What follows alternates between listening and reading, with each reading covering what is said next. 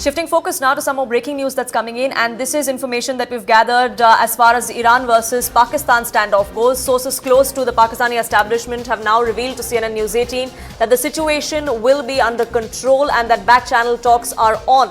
They do not see the situation deteriorating any further, is what sources within the Pakistan intelligence agencies have now told us. Remember, both Iran and Pakistan struck targets in the other's territory that ended up in both of them recalling their envoys as well. Anand, my colleague, now joining us, getting us more details. Anand, what more can you tell us about the current situation and what the Pakistani agencies believe?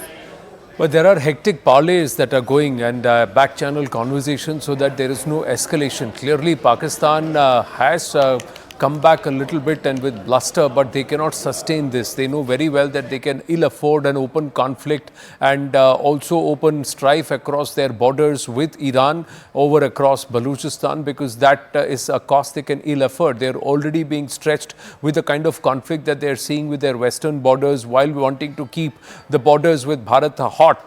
So this is something a nation in penury cannot afford. But so far, what they were given to understand is, we must remember that the Iran's penetrative strikes on Pakistani soil, 120 kilometers into Pakistani soil, happened 12 hours after they had sat in negotiation and met in Davos on the sidelines of the summit there.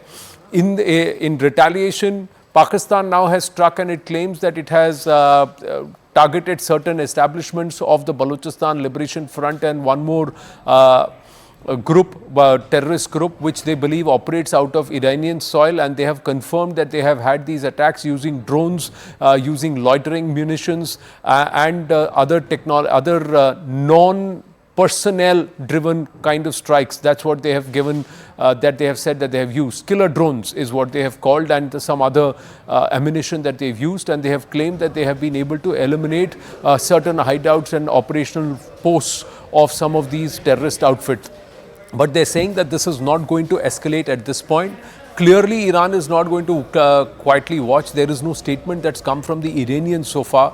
But the Pakistanis believe that they are very much within their rights to try and defend their sovereignty. On the other hand, we are given to understand that Iran just wanted to send a message across to the Americans, and that's why it conducted this strike. It does not have anything personally against Pakistan.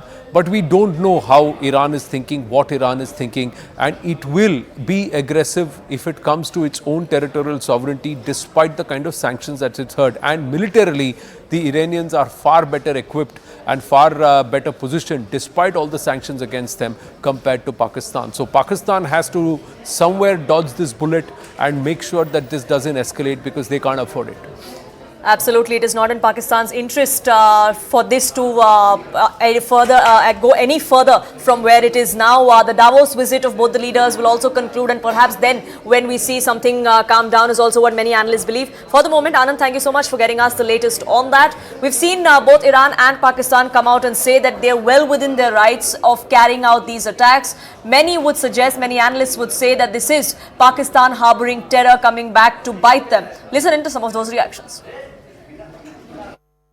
Pakistan reserves the right to respond to this illegal act, and the responsibility for the consequences will lie squarely with Iran. We have conveyed this message to the government of Iran. We have also informed them that Pakistan has decided to recall its ambassador from Iran, and that the Iranian ambassador to Pakistan, who is currently visiting Iran, may not return for the time being. Decided to suspend all high-level visits which were ongoing or were planned between Pakistan and Iran in the coming days.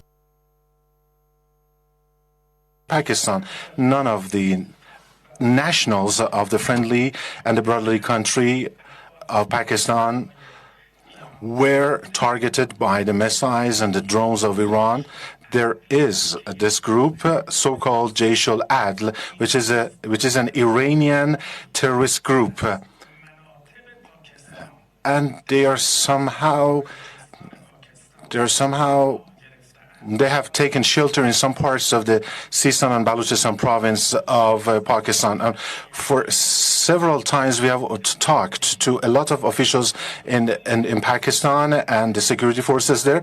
They carried out some operations in Iran, especially in the Rosk police station. They killed our security personnel.